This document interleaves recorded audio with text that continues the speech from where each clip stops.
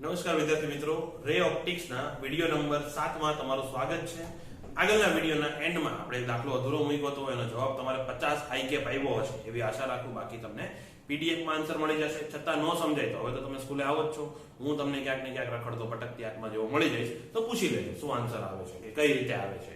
Okay, હવે પાછું એકવાર શોર્ટમાં રિવિઝન કરી દઉં, કારણ કે ટોપિક થોડો કન્ફ્યુઝિંગ હતો. તો એક વખત ખાલી બધા સૂત્ર, આખું ડિસ્કશન નહીં, ખાલી સૂત્ર કરાવી દઉં.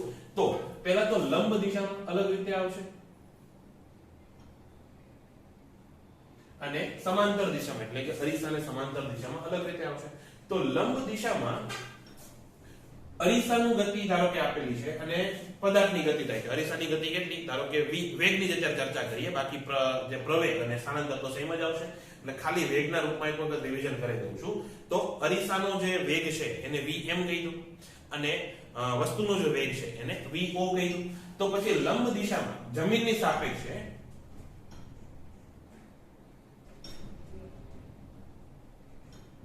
સાપેક્ષે ચર્ચા કરીએ તો જે ઇમેજ છે એનો વેગ કેટલો આવે? તો એ આવે 2 વખત vm માઈનસ vo.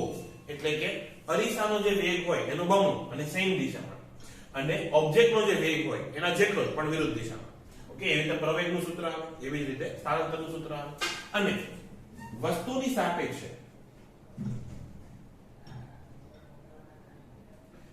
સાપેક્ષે એટલે કે VIO, velocity of image with respect to object. એટલે કે વસ્તુની સાપેક્ષે પ્રતિબિંબનો વેગ એ કેટલો આવે? તો કે 2 વખત vm માઈનસ vo. એટલે કે 2 વખત અરીસાનો વેગ માઈનસ ઓબ્જેક્ટનો વેગ, અથવા આવું પણ કહી શકો કે 2 વખત ઓબ્જેક્ટની સાપેક્ષે અરીસાનો વેગ, કે velocity of mirror with respect to object. તો 2 વખત vmo. આ થઈ ગયું ક્યાં? લંબ દિશામાં. સમાંતર દિશામાં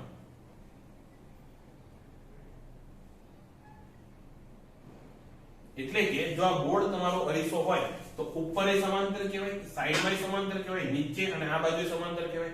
અને જો વસ્તુ આમ જાતી હોય તો પણ સમાંતર જ કહેવાશે. એટલે કે અરીસાનું જે પ્લેન બને એની સમાંતરની વાત છે.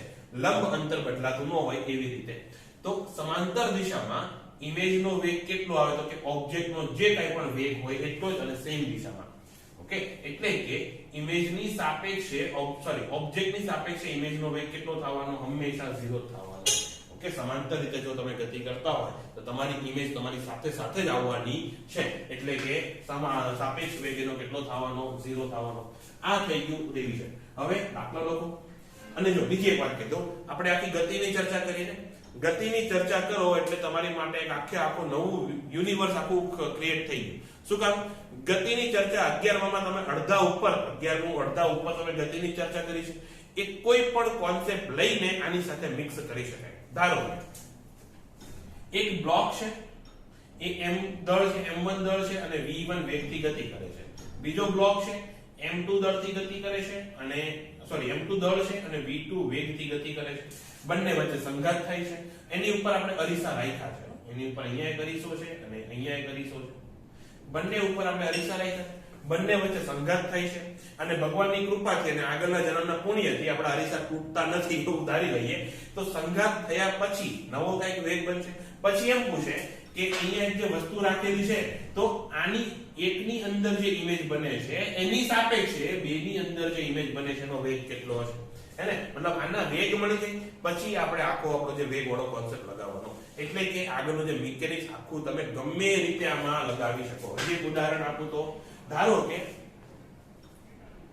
આ આપણી જમીન, અહીંયા તમે અરીસો રાખેલો છે, એમાં એક પૈડું ફરતું આવે છે. એટલે કે રોલિંગ થાય છે, શુદ્ધ રોલિંગ થાય છે. ઓકે, જો રોલિંગ થતું હોય તો આ બિંદુ, ધારો કે બિંદુના કંઈ પણ કોઓર્ડિનેટ આપેલા છે, એ બિંદુના પ્રતિબિંબનો વેગ શોધો. કે એટલે તમારે આનો વેગ પહેલા શોધવો પડે, અને એના માટે તમારે મિકેનિક્સ લગાવવું પડે, પછી એનો પ્રતિબિંબનો વેગ આમાં શોધવાનો. આ મેથડ થઈ ગઈ. અથવા એમ કે આપણી પાસે બહુ બધી પુલી છે.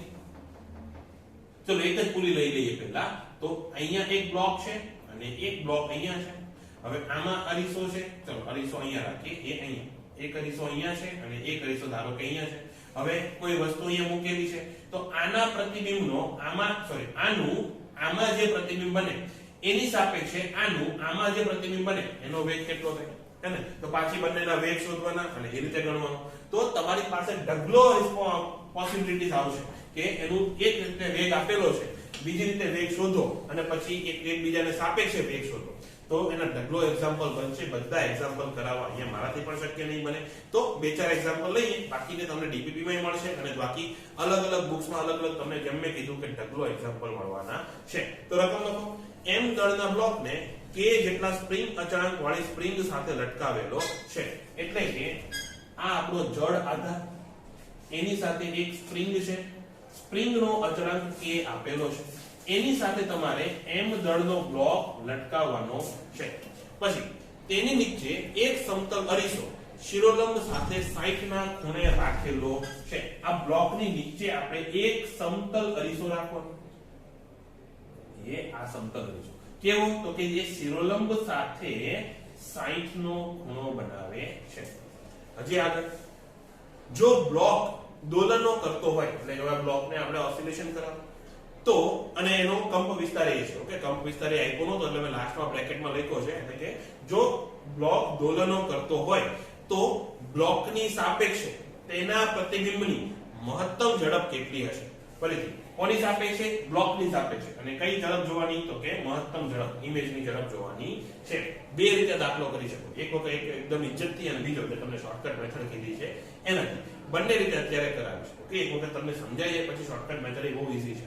તો અત્યારે જો પહેલા તો તમારે મિકેનિક્સ લગાવવું પડશે કે મિકેનિક્સમાં કોઈ ઓબ્જેક્ટ દોલનો કરતો હોય તો એનું મહત્તમ વેગ કેટલો થાય? તો અહીંયા લખું છું vm, એટલે કે મેક્સિમમ વેગ કોનો? ઓબ્જેક્ટનો. અને એ વેગ આ રીતે. ઓકે, ધારો કે નીચે તરફ જાય ત્યારની વાત છે, તો મહત્તમ વેગ એનો કેટલો થાય? તો મહત્તમ વેગ થશે a ઓમેગા. અને ક્યાં જાય છે? નીચે જાય છે ને, તો -j કેપ. ચલો માઈનસ આગળ લો, -j કેપ. અને આનું મૂલ્ય કેટલું થાય? vmo નું મૂલ્ય અથવા v બરાબર vmo એ કેટલું થશે? a omega. બોલો આટલું ક્લિયર છે કે જ્યારે મહત્તમ વેગ, ધારો કે નીચે જાય ત્યારે મહત્તમ વેગ થાય છે તો એ કેટલો આવશે? -j કેપ આવશે. તમારું ઉપર જાય ત્યારે લેવો હોય તો +j કેપ આવશે. કોઈ ફરક પડશે નહીં. અને એનું મૂલ્ય કેટલું થયું? a omega. હવે એટલી ખબર છે કે આનું જે પ્રતિબિંબ અહીંયા ક્યાંક બનતું હશે, એ પ્રતિબિંબ પણ દોલન કરતું હશે, એનો પણ મહત્તમ વેગનું મૂલ્ય તો આટલું જ આવશે a ઓમેગા. એને મૂલ્ય સરખું આવશે, દિશા ચેક કરવાની રહી. ક્લિયર છે? મૂલ્ય કેવું આવશે? સરખું. સવાલ એ છે કે કઈ દિશામાં છે. ઓકે, તો આનો વેગ ક્યાં છે? આમ નીચે તરફ છે. એ આવી રીતે આનો વેગ ક્યાં છે? મહત્તમ વેગ નીચે તરફ. એ અરીસા સાથે આ ખૂણો કેટલો? તો કે 60 નો. હે ને? ઉર્ધ્વ સાથે ખૂણો કેટલો છે? 60 નો. એટલે એટલી ખબર છે કે આ વેગ અહીંયાથી અરીસા ઉપર જવા માટે મારે કેટલું રોટેશન મારવું પડે? 60. એટલે કે મારું જે પ્રતિબિંબ હશે એ પણ કેટલું રોટેશન કરશે? 60 નું. એટલે કે જે મહત્તમ વેગ પ્રતિબિંબનો જે મહત્તમ વેગ આવે છે એ ક્યાં આવશે? આ દિશામાં આવશે. આ ક્લિયર છે? જે આ ખૂણો કેટલો બનાવશે? એ પણ 60 બનાવશે. આ લગભગ 90 જેવું દેખાય છે પણ તમે સમજી લેજો કે આ ખૂણો કેટલો છે? 60 છે. ઓકે, મારા દોરવામાં ભૂલ છે. ભૂલ તો ન કહેવાય પણ માપીને તો દોર્યું ન હોય. તમે લોકો માપીને દોરજો એકદમ મસ્ત આકૃતિ બનશે. ક્લિયર છે? તો આ ખૂણો કેટલો બન્યો? 60 નો. હવે જીઓમેટ્રી તમારે હાથે લગાવવાની છે. હું તમને નહીં સમજાવું, ન સમજાય તો પછી ફરીથી મારી જે ભટકતી આંખમાં દેખાતું હોય તો પૂછી લેજો કે આ ખૂણો 30 કેવી રીતે આવ્યો. ઓકે, ફરીથી કહી દઉં છું, આ ખૂણો 30 આવશે માની લો અત્યારે, અને પછી હાથે ચેક કરો આ ખૂણો 30 આવે છે. જીઓમેટ્રી લગાવવાની છે. ઓકે, આ ખૂણો કેટલો આવશે? 30 આવશે. ફરીથી કહું છું, હવે આ ખૂણો જો 30 હોય તો આવું થઈ ગયું કે નહીં કે તમારી પાસે સદિશ છે જેનું મૂલ્ય કેટલું છે? a omega. અને જે x અક્ષ સાથે નેગેટિવ x અક્ષ સાથે ખૂણો કેટલો બનાવે? 30 નો. હે ને? તો આ સદિશ કયો? તો કે v મેક્સિમમ પણ કોનો? ઇમેજ નો. એટલે vmi. ક્લિયર છે? હવે vmi શોધતા આપણે તો vmi કેટલું થશે? vmi થશે કે એનું મૂલ્ય કેટલું છે? v કે v પછી a ઓમેગા. અને આવું લખાય કે cos sin 60 ને 30 ને x અક્ષની દિશાનો ઘટક એટલે કે cos 30 અને i કેપ પણ -i કેપ. જો તો આ સદિશ ક્યાં જાય છે? નેગેટિવ x તરફ જાય છે ને, એટલે માઈનસ. ઓકે, વત્તા sin 30 અને j કેપ જાય તો ઉપર જ છે, ઉપર જાય એટલે ધન, તો પ્લસ j કેપ. બોલો ક્લિયર છે? તો આ કેટલું થશે? a omega. અને cos 30 એટલે કેટલું? cos 30 થાય -3 ના √3 ના છેદમાં 2.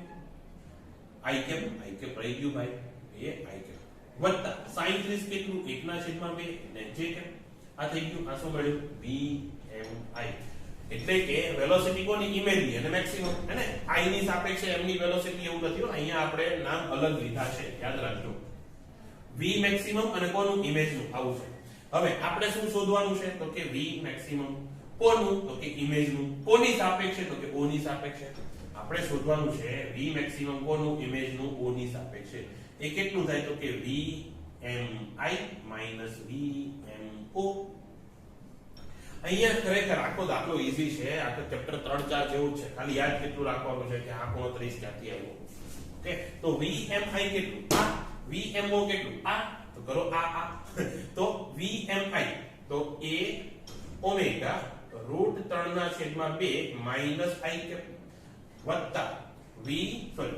ઓમેગા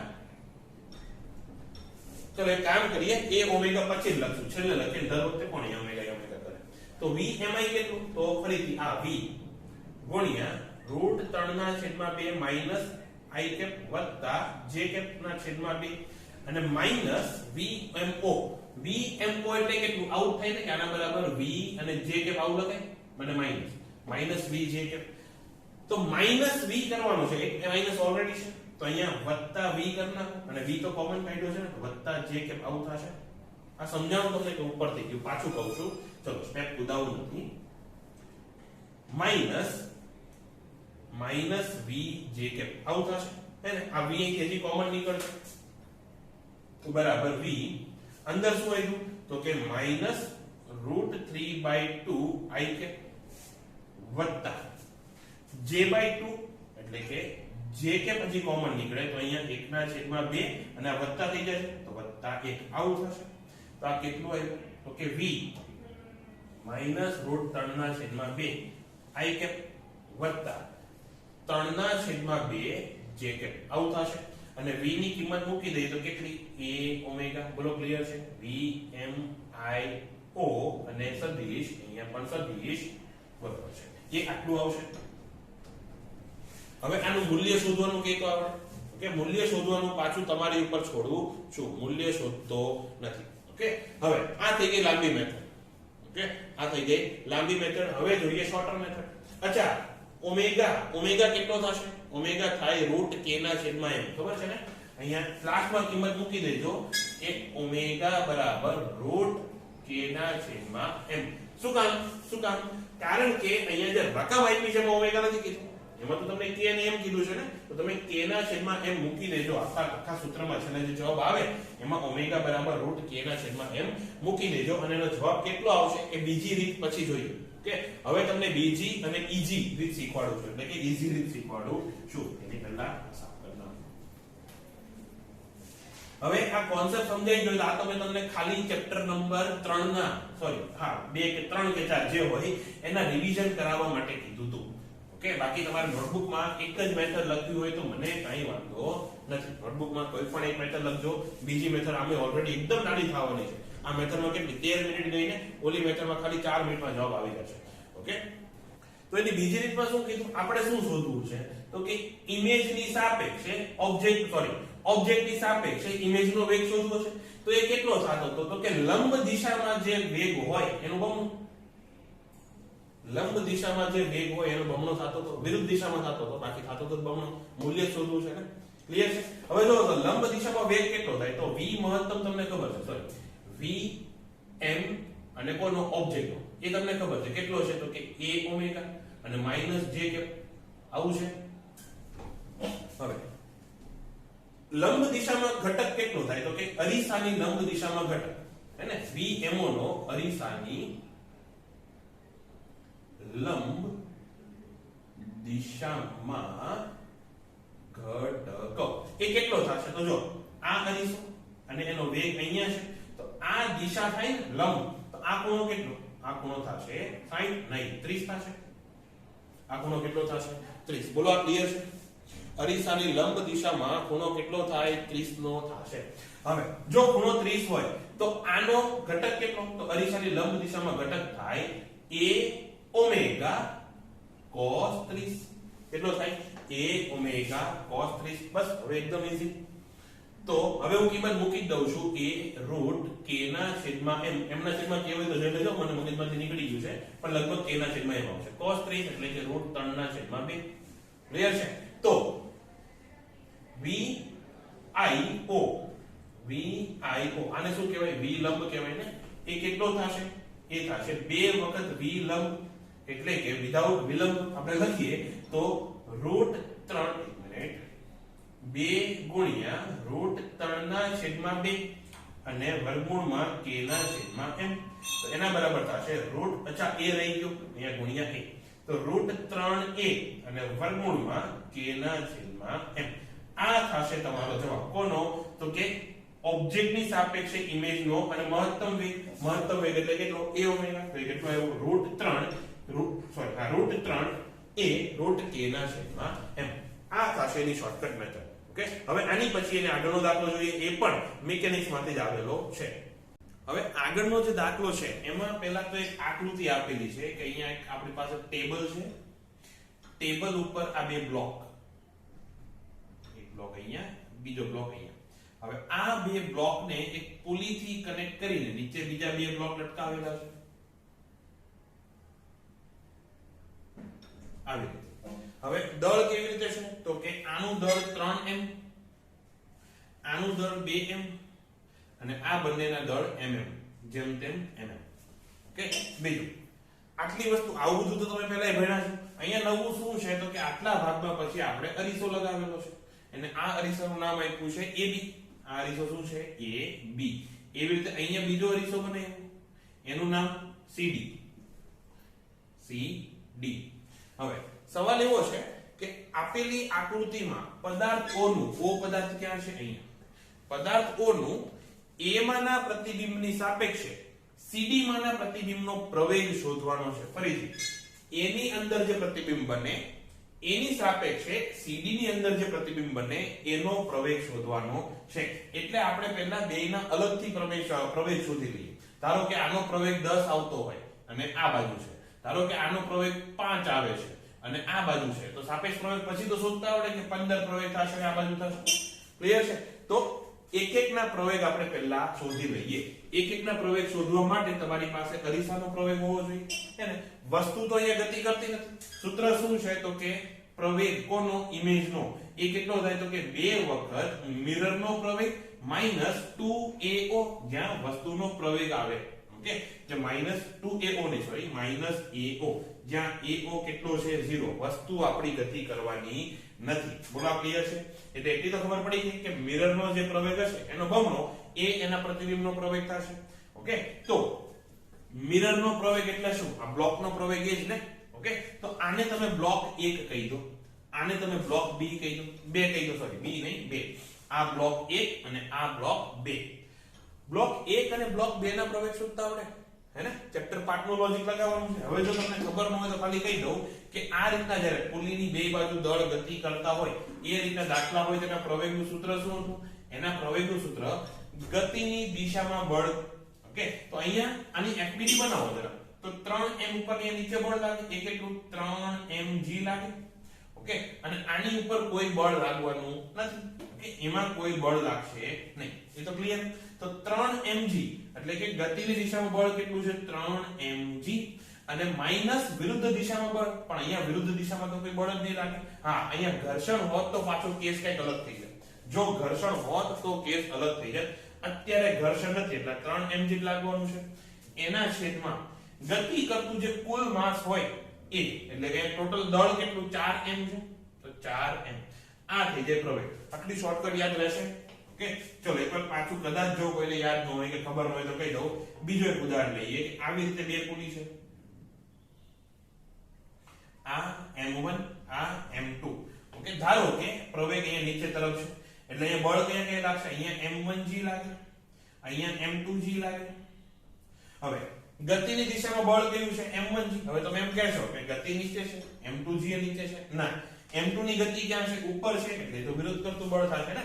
એટલે m1g થશે ગતિની દિશામાંનું બળ, તો m1g માઈનસ વિરુદ્ધ દિશામાંનું બળ એટલે m2g છેદમાં કુલ ગતિ કરતું દળ એટલે m1 વત્તા m2.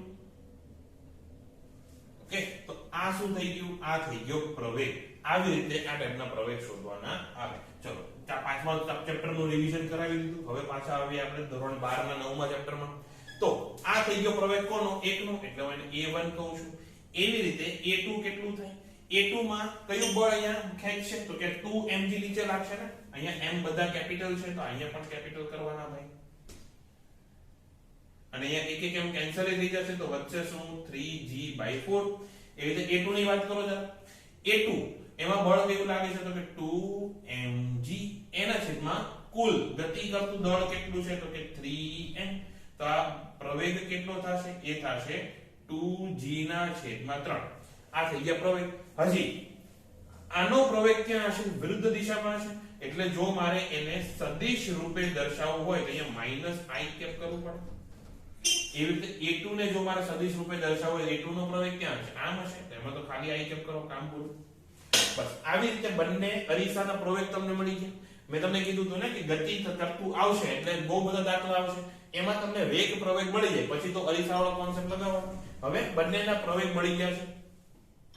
તો જે પ્રતિબિંબ બને છે 1 માં, એટલે હું I1 કહું છું એને. ઓકે, તો I1 માં જે મતલબ કે પહેલા મિરરમાં જે ઇમેજ છે એનો પ્રવેગ કેટલો? એટલે કે AI1.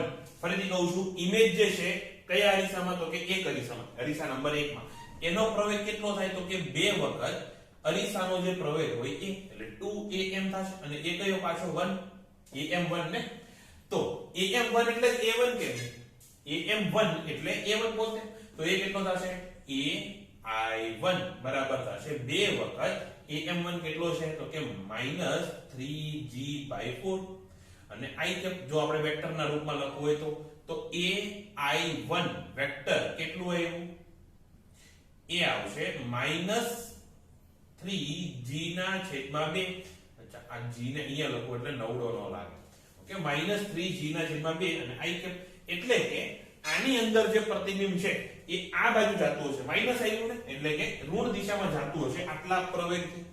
એવી રીતે ai2 શોધતા આવડે. ai2 વેક્ટર બરાબર શું થાય? 2 વખત am2 અને બીજા અરીસાનો પ્રવેગ. તો એ કેટલો આવશે? તો બરાબર 2. a2 કેટલું છે? ચલો ડાયરેક્ટ લખું છું. એ થશે +2g/3.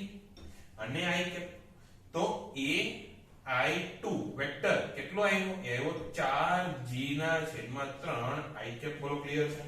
એટલે કે તને પહેલા આજે આપણી પાસે છે 1 એના પ્રતિબિંબનો પ્રવેગ મળી ગયો, 2 ના પ્રતિબિંબનો પ્રવેગ મળી ગયો. તો તમારે શોધવાનું છે કે 1 ના પ્રતિબિંબની સાપેક્ષે 2 ના પ્રતિબિંબનો પ્રવેગ.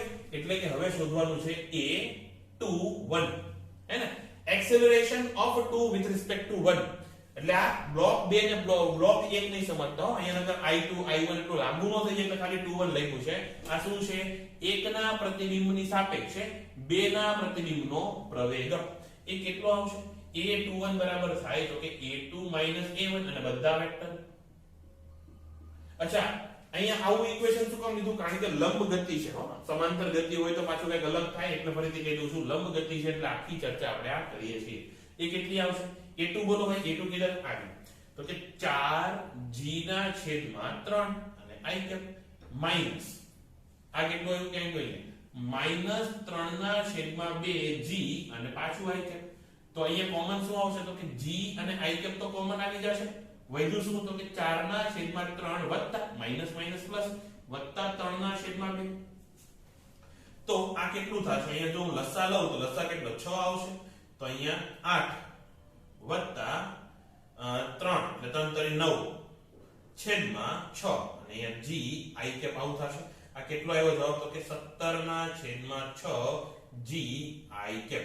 આટલા પ્રવેગથી a21 આવશે. એટલે કે જો હું 1 હોઉં, એટલે કે જો હું અરીસા 1 ની અંદરનું પ્રતિબિંબ હોઉં તો મને શું લાગે કે અરીસા 2 ની અંદરનું જે પ્રતિબિંબ છે એ આટલા વેગથી દૂર જઈ રહ્યું છે. આવી રીતે દાખલા ગણા છે. તો એક સવાલ હું એક્સ્ટ્રા પૂછું છું, આ હવે તમને નોટમાં નહીં મળે. ઓકે, ધારો કે આપણી પાસે આ એક અરીસો છે. એ અરીસાને અહીંયાથી આવી રીતે સ્પ્રિંગ સાથે લટકાવેલો છે. અરીસાને સ્પ્રિંગ સાથે લટકાવ્યો એટલે આવી રીતે ઊંચા નીચે ગતિ કરશે. અહીંયા મેં મૂકેલી છે વસ્તુ O. હવે તમારે કહેવાનું છે કે વસ્તુની સાપેક્ષે પ્રતિબિંબનું સ્થાનાંતર કેટલું હશે. ઓકે, પ્રતિબિંબનો મહત્તમ વેગ કેટલો હશે કહેવાનું છે. વસ્તુની સાપેક્ષે પ્રતિબિંબનો મહત્તમ વેગ કેટલો હશે. ઓકે, અહીંયા સ્પ્રિંગ કોન્સ્ટન્ટ જે છે, 1 મિનિટ, અહીંયા જે સ્પ્રિંગનો અચળાંક છે એ કે, કુલ અરીસાનું જે દળ છે એ m, અને ચલો a એમ્પ્લિટ્યુડ એટલે કે એનું જે એમ્પ્લિટ્યુડ છે કેટલું છે, a છે, કંપ વિસ્તાર a છે. આવી રીતે જો ગતિ કરતું હોય તો વસ્તુની સાપેક્ષે પ્રતિબિંબનું મહત્તમ વેગ કેટલો આવે તમારે કહેવાનું છે. ફરીથી નામ, રોલ નંબર સાથે કોમેન્ટ કરવાની છે. ઓકે, બસ આટલું જ છે. અને આ ટોપિક અહીંયા ગતિવાળો પૂરો કરીએ છીએ. જેમ મેં કીધું કે તમને એના હજારો દાખલા મળી જશે. ઓકે, અલગ અલગ ચોપડીમાં અલગ અલગ તમને હજારો દાખલા મળી જશે. એટલે બધા પાસે ટાઈમ દેશું તો ચેપ્ટર પૂરું કરવામાં વર્ષ પૂરું થઈ જશે. એટલે થોડી પ્રેક્ટિસ કરજો, એક્સ્ટ્રા પ્રેક્ટિસ કરવાની કોશિશ કરજો. આગળનો ટોપિક છે એ છે બે સમતલ અરીસા વચ્ચેની વસ્તુનું પ્રતિબિંબ. આગળનો ટોપિક છે બે સમતલ અરીસાની વચ્ચે જો તમે વસ્તુ રાખેલી હોય, સમાંતર સમતલ અરીસા છો, એની વચ્ચે જો તમે કોઈ વસ્તુ રાખેલી હોય તો એનું પ્રતિબિંબ કેવું મળે અને ક્યાં ક્યાં મળે એ આપણે કહેવાનું છે. તો ધારો કે આપણી પાસે આ બે અરીસા છે, એની વચ્ચેનું અંતર d, આ બંને વચ્ચે અંતર કેટલું છે, d. એક વસ્તુ એવી છે કે જે તમને આ પહેલા અરીસાથી x અંતરે મૂકેલી છે, આ અરીસા નંબર 1, અને બીજા અરીસાથી y અંતરે મૂકેલી છે. આવું છે. તમારે કહેવાનું છે કે આની પ્રતિબિંબ ક્યાં ક્યાં મળશે અને કેવા કેવા મળશે, અને સ્થાન તમારે કહેવાના છે. ચલો અત્યારે હવે ઉદાહરણ લીધું છે, આપણે x ની જગ્યાએ આપણે કિંમત જ લઈ લઈએ. તો બે અરીસા વચ્ચે અંતર છે 3 સેન્ટીમીટર. કેટલું હોય? 3 સેન્ટીમીટર. જ્યાં આ 1 છે અને આ 2 છે, એટલે આટલું 1 સેન્ટીમીટર, આટલું 2 સેન્ટીમીટર. હવે તમે મને કહો કે આ પહેલાનું પ્રતિબિંબ ક્યાં મળશે? તો મેં શું કીધું હતું કે અરીસો હોય એનાથી લંબ અંતર માપી લો, એટલું જ અહીંયા પાછળ છે, હે ને? વસ્તુ અંતર એટલું જ પ્રતિબિંબ અંતર થાય. એટલે કે અહીંયા 1 ઉપર તમને એક પહેલું પ્રતિબિંબ મળશે. કે ચલો એક કામ કરું, અહીંયા લાઈન બનાવી નાખું, એની ઉપર આપણે પ્રતિબિંબ બધા દર્શાવશું. તો પહેલું પ્રતિબિંબ મળ્યું અહીંયા 1 ઉપર. કેવી રીતે મળે? તો આ અહીંયાથી આની ઉપર જે કાંઈ પણ કિરણ જાતું હશે એ અહીંયાથી રિફ્લેક્ટેડ થાય. રિફ્લેક્ટ ક્યાં થશે? તો કે આવી રીતે ક્યાં થશે. બોલો ક્લિયર છે? હવે આ કિરણ આની ઉપર પડ્યું ને, ધારો કે આ અરીસો નથી, આ વસ્તુ નથી, આપણે ઓલરેડી એક અરીસો અહીંયા છે અને વસ્તુ અહીંયા મૂકી છે, તો પણ સેમ જ કિરણ આવે, હે ને? એટલે કે આ જે પ્રતિબિંબ છે, ફરીથી કહું છું, પહેલા અરીસાનું જે પ્રતિબિંબ છે એ બીજા અરીસા માટે વસ્તુ તરીકે વર્તે. પહેલા અરીસાનું પ્રતિબિંબ બીજા અરીસાની વસ્તુ તરીકે વર્તે. એટલે કે બીજો અરીસો આ પહેલાનું પ્રતિબિંબ બનાવશે, હે ને? બીજો અરીસો આનું પ્રતિબિંબ બનાવશે. ક્યાં બનાવશે? તો પહેલા બીજા અરીસાથી આ પ્રતિબિંબનું અંતર કેટલું છે? આ 3 છે અને વત્તા 1 4 છે. તો બીજા અરીસાથી 4 સેન્ટીમીટર ડિસ્ટન્સ છે, એટલે કે આટલે ક્યાંક એ બીજું પ્રતિબિંબ બનાવશે. બોલો ક્લિયર છે? બીજા અરીસાથી 4 સેન્ટીમીટર અંતરે બીજું પ્રતિબિંબ બનાવશે. અને કેવી રીતે? તો અહીંયા જે કિરણ આવે છે એ પણ રિફ્લેક્ટેડ થઈને પણ જશે ને, તો એ ક્યાં જશે? તો એ આમ ક્યાં જશે? આવી રીતે. બોલો ક્લિયર છે? અહીંયા હવે મારી આકૃતિની લિમિટ આવી જાય છે. નહીતર અરીસામાં જો લાંબા દોરો તો અહીંથી ભટકાઈને પાછું આમ જાય, ત્યાંથી ભટકાઈને આમ જાય, એ રીતે દોરત ને. તો હું ખાલી હવે તમને પ્રતિબિંબ બતાવું છું, તો કોન્સેપ્ટ સમજાઈ ગયો ને કે પહેલા અરીસાનું પ્રતિબિંબ બીજા અરીસા માટે વસ્તુ તરીકે વર્તે. ઓકે, તો અહીંયાનું પ્રતિબિંબ ક્યાં 4 અંતરે મળ્યું, અહીં પ્રતિબિંબ 2 નહીં 4 સેન્ટીમીટર અંતરે પ્રતિબિંબ મળ્યું. હવે બીજા અરીસાનું પ્રતિબિંબ જે છે એ પહેલા અરીસા માટે વસ્તુ તરીકે વર્તે. તો પહેલા અરીસાથી આ જે વસ્તુ છે એનું અંતર કેટલું છે? તો કે 4, આટલું અંતર 4 પ્લસ આ 3. ઓકે, તો ટોટલ કેટલું થયું? 7 થયું. તો અહીંયા પહેલા અરીસાથી 7 સેન્ટીમીટર અંતરે તમને બીજું કોઈ પ્રતિબિંબ મળવાનું છે. બોલો ક્લિયર છે? હવે આગળ જોઈએ પાછું. આ જે પ્રતિબિંબ છે એ પાછું આના માટે વસ્તુ તરીકે વર્તે. એ કેટલા અંતરે? તો આ અંતર ટોટલ 7 પ્લસ આ 3 એટલે 10. એટલે અહીંયા બીજું જે પ્રતિબિંબ આવશે એ ક્યાં આવશે? તો કે 10 સેન્ટીમીટર અંતરે. પાછું આ જે પ્રતિબિંબ છે એ પહેલા અરીસા માટે પાછું વસ્તુ તરીકે વર્તે. આ અંતર કેટલું? આટલું 10 પ્લસ આ 13. તો અહીંયાથી 13 સેન્ટીમીટર અંતર, એટલે આટલે એક ધારો અહીંયા પ્રતિબિંબ મળશે. આવી રીતે પ્રતિબિંબ મળશે. હજી આપણે ખાલી અરીસા નંબર 1 નો જ વહીવટ કર્યો છે. હવે 2 ની વાત કરું તો આ જે વસ્તુ મૂકી છે એ બીજા અરીસામાં પણ એક ડાયરેક્ટ પ્રતિબિંબ બનાવશે. કેવી રીતે બનાવશે? તો કે અહીંયાથી આ અંતર કેટલું છે? 2 સેન્ટીમીટર. તો બીજા અરીસાથી 2 સેન્ટીમીટર અંતરે બીજા અરીસાથી 2 સેન્ટીમીટર અંતરે પ્રતિબિંબ મળે. હવે બીજા અરીસાનું પ્રતિબિંબ એ પહેલા અરીસા માટે વસ્તુ તરીકે વર્તે તો એનું અંતર કેટલું? આ ટોટલ 3 અને અહીંયા આ અંતર 2 તો અંતર કેટલું? 5 થઈ ગયું. એટલે કે પહેલા અરીસાથી 5 સેન્ટીમીટર અંતર એટલે આટલે ક્યાં એક પ્રતિબિંબ બનાવશે. હવે પાછું પહેલા અરીસાનું પ્રતિબિંબ બીજા અરીસા માટે વસ્તુ તરીકે વર્તે. કેટલા અંતરે છે? તો કે આ અંતર 5 પ્લસ આ 3 તો અહીંયા આ કેટલા અંતરે આવશે? 8 સેન્ટીમીટર અંતરે આવશે. તો આવી રીતે તમને કેટલા પ્રતિબિંબ મળે? અનંત પ્રતિબિંબ મળે. એને ટ્રાય કરી છે પેલું જે ભૂલ ભૂલૈયા આવે અરીસા વાળો એમાં આગળે કરીશું હોય પાછળે કરીશું હોય તો તમને તમારા કેટલા પ્રતિબિંબ દેખાય? અનંત દેખાય. જ્યાં સુધી નજર જાય ત્યાં સુધી તમારા પ્રતિબિંબ દેખાતા હોય તો એ આવી રીતે અનંત પ્રતિબિંબ મળે. અને કઈ પોઝિશન ઉપર પ્રતિબિંબ મળે તો એ આ પોઝિશન. તો હવે ગોખવાની નથી, એના માટે હું તમને શોર્ટકટ ટ્રીક આપું છું. એ કેવી રીતે ગણવાના? તો એના માટે 1 મિનિટ આ હટાવી દઉં. તો અરીસા 1 માં પ્રતિબિંબના સ્થાન એવી રીતે અહીંયા અરીસા 2 માં પ્રતિબિંબના સ્થાન.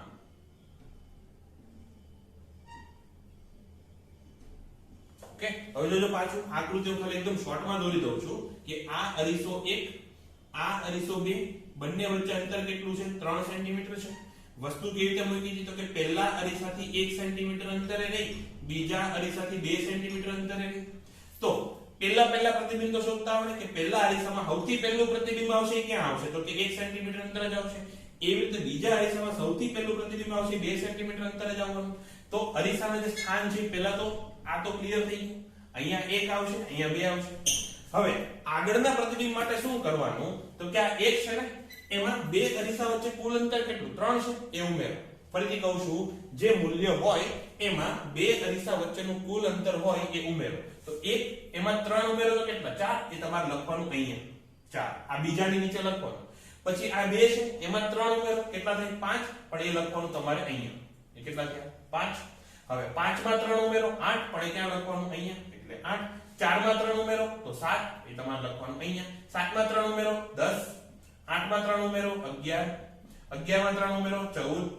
14 માં 3 ઉમેરો 17. અહીંયા 10 માં 3 ઉમેરો તો 13. અને 13 માં 3 ઉમેરો તો 17. આવી રીતે અનંત પ્રતિબિંબ તમને મળવાના છે. તો તમને એમ પૂછ્યું હોય કે કોઈ એક પ્રતિબિંબનું કે આટલા નંબરના પ્રતિબિંબનું સ્થાન કયો, તો તમે આ ટેબલ બનાવીને શોધી શકો. ક્લિયર છે?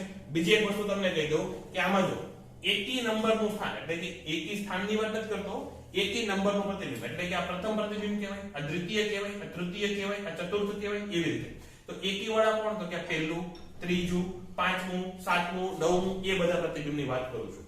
આ બધા જે પ્રતિબિંબ છે એ અરીસાના પોતાના કારણે બને. ફરીથી કહું છું, 1 7 13 1 5 માનો એકી સંખ્યા વાળા જે પ્રતિબિંબ છે એ ક્યાં બનશે? પોતાને કારણે બનશે. જ્યારે બેકી સંખ્યા વાળા છે એટલે કે બીજું, ચોથું અહીંયા, ચોથું, છઠ્ઠું, આઠમું એ બધા છે એ સામેના અરીસાને કારણે બનશે. એવી રીતે અહીંયા જો એકી સંખ્યા વાળા એટલે કે પહેલું, ત્રીજું, પાંચમું, સાતમું આ બધા જે પ્રતિબિંબ છે એ અરીસા 2 ના પોતાના કારણે બનશે.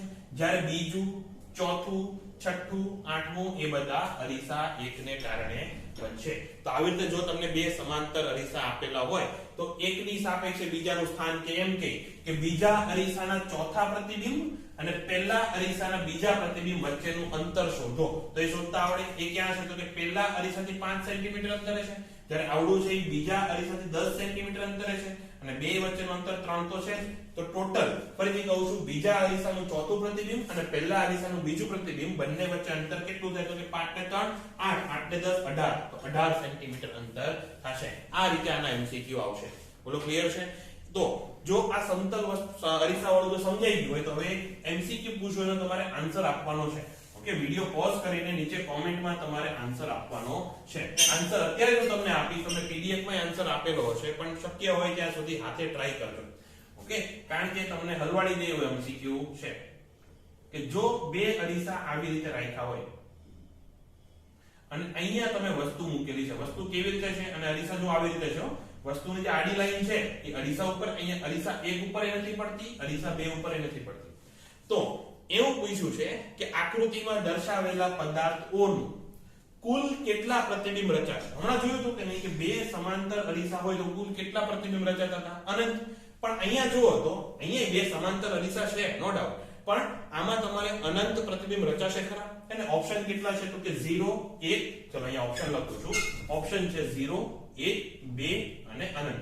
તો ફરીથી કહું છું, બે સમાંતર અરીસા છે તો શું અનંત પ્રતિબિંબ રચાશે ખરા? નહીં રચે. શું કામ નહીં રચે? જો આનું જે કિરણ છે એ પહેલા અરીસા ઉપર જે પડે એ પછી અથડાઈને એવા કોઈ ચાન્સીસ ખરા કે અરીસા બે ઉપર આવે? નહીં આવે. એ ઉપર જ આમ ભાગવાનું છે.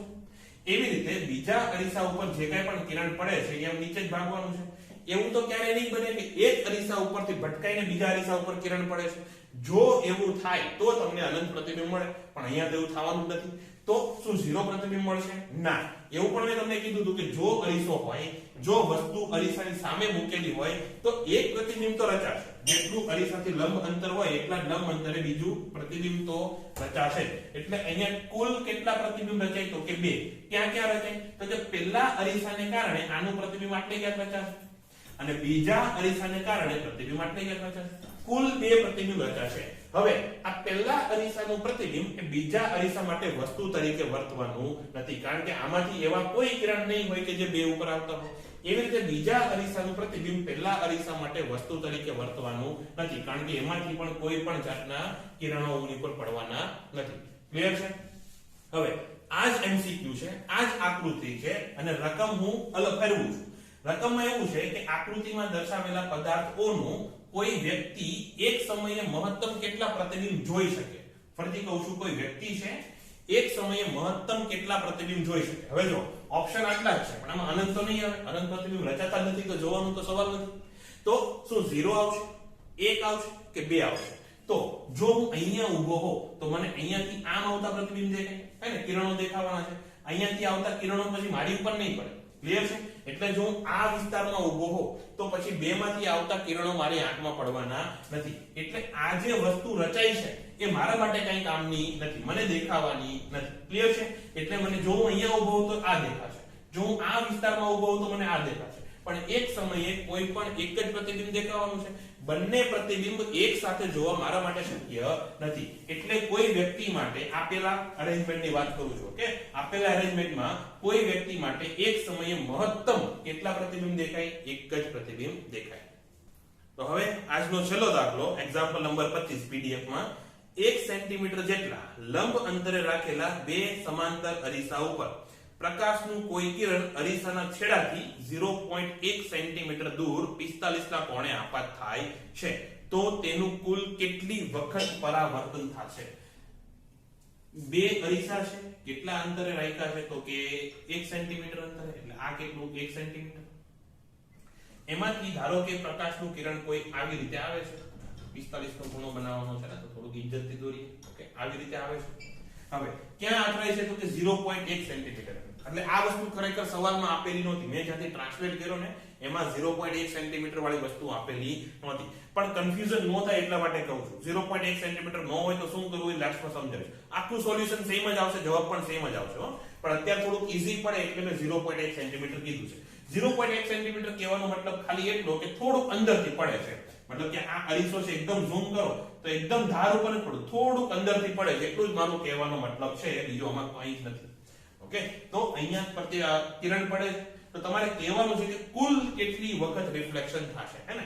ધારો કે રિફ્લેક્શન થશે તો આવી રીતે આમ જશે, આવી રીતે ત્રિકોણ બનાવતું નીકળશે. તો અહીંયા જો અહીંયા કુલ કેટલા રિફ્લેક્શન છે તો કે આ 1 2 3 4 5. ઓકે, અહીંયા તો બહાર નીકળી ગયું. તો આ આકૃતિમાં 5 રિફ્લેક્શન છે, પણ આ 1 સેન્ટીમીટર શેર કરું, આ 100 સેન્ટીમીટર શેર કરું નથી. ઓકે, એટલે આ રીતે તો નહીં આવે.